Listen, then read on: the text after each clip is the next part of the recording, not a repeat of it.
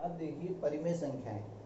परिमेय संख्याएं इन्हें अंग्रेजी में बोलते हैं रेशनल नंबर्स। तो rational numbers are those numbers which can be expressed in the form of p by q. यानी परिमेय संख्याएं वे संख्याएं हैं जिन्हें p बाई क्यू के रूप में लिख सकते हैं। आपने पढ़ा होगा कि परिमेय संख्याएं वे संख्याएं हैं जिन्हें p बाई क्यू के रूप में लिख सकते हैं, लेकिन शर्त है कि p और q क्या होने चाहिए, पूर्णांक होने चाहिए। जहां p और q क्या है, पूर्णांक हैं। p और q क्या है, पूर्णांक हैं। और एक शर्त और है कि q की वैल्यू जीरो नहीं होनी चाहिए। q की वैल्यू जीरो नहीं होनी चाहिए। तो परिमेय संख्याएं कौन सी संख्याएं हैं जिन्हें p बटे q के रूप में लिख सकते हैं, जहां p और q क्या है, पूर्णांक है और q की वैल्यू जीरो ना हो। तो देखिए, क्या सारे पूर्णांक परिमेय संख्या हैं? यस, 1 2 3 4 यानी सब जितने भी पूर्णांक हैं वे सारे के सारे परिमेय संख्या हैं। जीरो परिमेय संख्या है कि नहीं?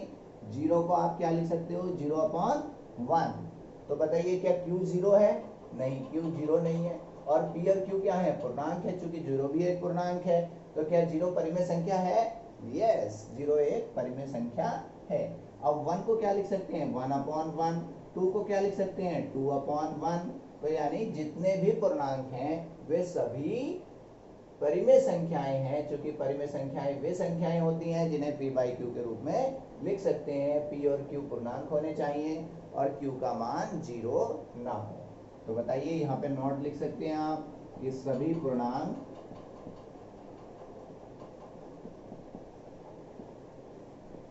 परिमेय संख्याएं होती हैं।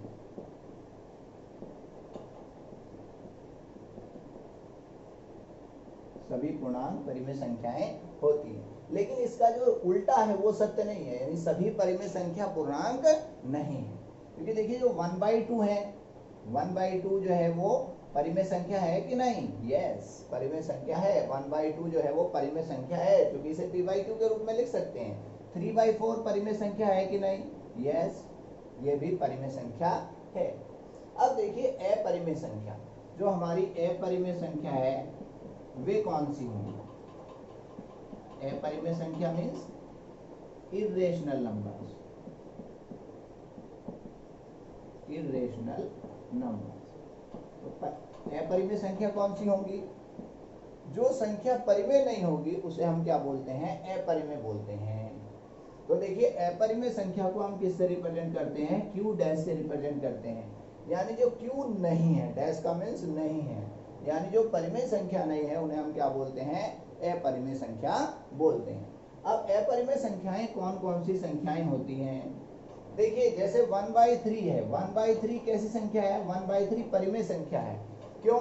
अगर मैं 1 को 3 से डिवाइड करता हूं तो ये आएगा 0.3333, इस प्रकार से आएगा। तो इसे क्या बोलते हैं, इसे बोलते हैं कि ना तो ये कहीं एंड हो रही है, और है ना, यानी ये नॉन टर्मिनेटिंग बट रिपीटिंग। यहां पे लिखेंगे आप non terminating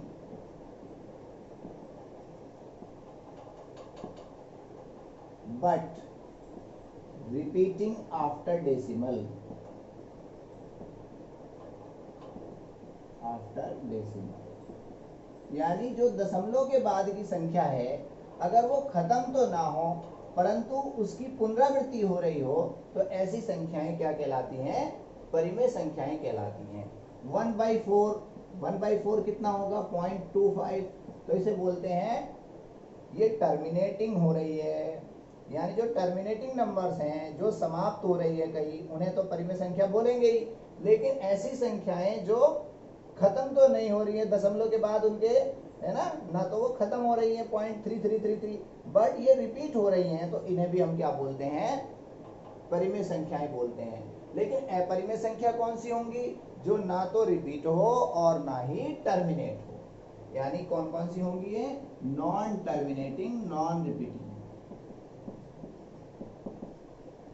non terminating and non repeating,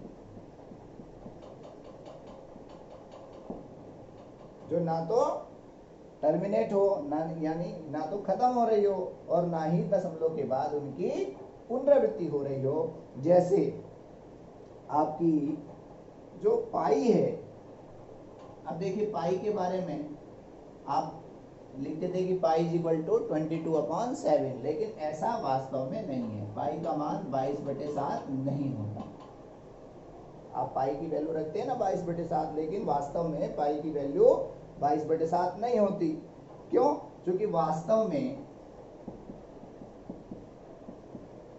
पाई जो है वो 22/7 से छोटा होता है। पाई की वैल्यू 22/7 से छोटा होता है। आप लिखिए वास्तव में पाई की वैल्यू क्या होती है?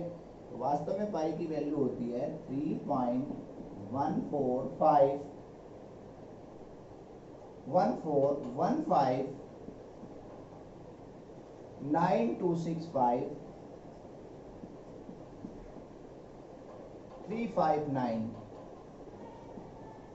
और आगे भी चलती है ये। तो बताइए जो पाई का मान है ना तो वो टर्मिन है ना, इसे क्या बोलते हैं? Non terminating non repeating. ना तो ये कहीं एंड हो रहा है और ना ही इसकी पुनरावृत्ति हो रही है, तो इसलिए ये क्या कहलाएगी? परिमेय संख्या कहलाएगी। परिमेय संख्याएं कौन सी संख्याएं होती हैं? जिन्हें p बाई क्यू के रूप में नहीं लिख सकते। अब देखिए जो 22/7 है वो परिमेय संख्या है। 22/7 क्या है? परिमेय संख्या है।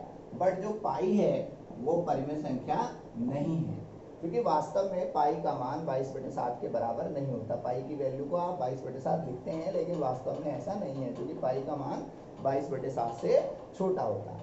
तो कितना होता है एक्चुअल में पाई का मान? इतना होता है 3.141592653559। तो देखिए ना तो ये कहीं एंड हो रही है और ना ही इसमें दशमलव के बाद संख्या की पुनरावृत्ति हो रही है। और परिमेय संख्या केवल वही संख्या हो सकती है जो या तो टर्मिनेट हो, या तो दशमलव के बाद संख्या पूरी की पूरी फिनिश हो रही हो। जैसे 1/4 है, 1/4 को हम लिख सकते हैं 0.25, या फिर 1/3 है तो इसे बोलते हैं हम non terminating but repeating after decimal. लेकिन ये ना तो ये ना तो टर्मिनेटिंग हो रही है और ना ही रिपीट हो रही है, तो इसे बोलते हैं हम नॉन टर्मिनेटिंग नॉन रिपीटिंग। तो इसलिए ये क्या कहलाती है? पाई क्या कहलाती है? आपकी अपरिमेय संख्या कहलाती है। इसी प्रकार से आप नोट कर लीजिए ई भी क्या है बताइए? इरेशनल नंबर है। ये बड़े इंपॉर्टेंट संख्याएं हैं, कई बार पूछी जाती हैं कि पाई कैसी संख्या है? तो पाई कैसी संख्या है बताइए? अपरिमेय। और ई भी क्या है? अपरिमेय संख्या है। ई की वैल्यू जो है वो नोट कर लीजिए आप 2 और 3 के बीच में होगी। ठीक है, ई की वैल्यू 2 और 3 के बीच में होगी। एक बात और है कि जो √2 है, √2, √3, यानी जिनका सही रूट मालूम नहीं है उन्हें क्या बोलते हैं? अपरिमेय संख्या। जैसे √4 है तो √4 तो परिमेय है। √4 कैसी संख्या है बताइए? परिमेय। क्योंकि 4 का रूट कितना होगा? 2 होगा। तो 4 तो परिमेय है, √4 तो परिमेय है, बट √2, √3, √5 ये क्या है? अपरिमेय संख्याएं हैं। इनका ज्ञान आपको समुच्चय पढ़ने से पहले होना आवश्यक है। अब देखिए, आपको बिल्कुल घबराने की आवश्यकता नहीं है। एक एक चीज को आप समझकर चलिए तो फिर आपको कोई प्रॉब्लम नहीं होगी। तो देखिए मैं आपको पुनरावृत्ति भी कराऊंगा, बार बार रिकॉल कराऊंगा, जिससे आपको ऐसा ना लगे। तो बताइए सबसे छोटी प्राकृतिक संख्या कौन है? सबसे छोटी प्राकृतिक संख्या है 1। क्योंकि प्राकृतिक संख्याएं कौन सी होती हैं? 1 2 3 4 5 कहाँ तक? इनफाइनाइट तक। और सबसे छोटी प्राकृतिक संख्या होगी 1। ठीक है। प्राकृतिक संख्याओं के बाद आती है होल नंबर्स, यानी पूर्ण संख्याएं। पूर्ण संख्याएं कौन सी होती हैं? अगर प्राकृतिक संख्याओं में 0 को और शामिल कर दिया जाए तो इन संख्याओं को बोलते हैं पूर्ण संख्याएं। तो देखिए 0 पूर्ण संख्या तो है, बट 0 प्राकृतिक संख्या नहीं है। ठीक है। अगर पूछने लगे कि क्या 0 जो है वो नेचुरल नंबर से बिलोंग करता है, तो आपको लिखना पड़ेगा 0 does not belong to n। 0 जो है वो नेचुरल नंबर की फैमिली से बिलोंग नहीं करता, जबकि 0 किससे बिलोंग करता है बताइए? होल नंबर से बिलोंग करता है। तो बताइए अगर n की बात करें, नेचुरल नंबर की बात करें, तो नेचुरल नंबर में कौन कौन से एलिमेंट हैं? 1 2 3 4 है ना। और होल नंबर्स की बात करें तो इसमें कौन कौन से हैं? 0 1 2 3 कहाँ तक? इनफाइनाइट तक। तो बताइए कौन सा सेट छोटा है? n जो है वो छोटा है, क्योंकि n के सारे अवयव W में मौजूद हैं, है ना। समुच्चय n के सारे अवयव W में मौजूद हैं, इसलिए n जो है वो W से छोटा है। अब छोटे का निशान आप कैसे लगाते थे, ऐसे। अगर इसे थोड़ा सा इस शेप में रख दिया जाए तो ये निशान बनता है उप समुच्चय का। इसका निशान है ये उप समुच्चय का, इसे बोलते हैं सबसेट, यानी उप समुच्चय। तो n जो है वो W का उप समुच्चय है। क्यों है? क्योंकि n के सारे अवयव W में मौजूद हैं। तो देखिए 0 नेचुरल नंबर नहीं है, बट 0 एक क्या है बताइए, पूर्ण संख्या है, होल नंबर है। इसके बाद मैंने आपको बताया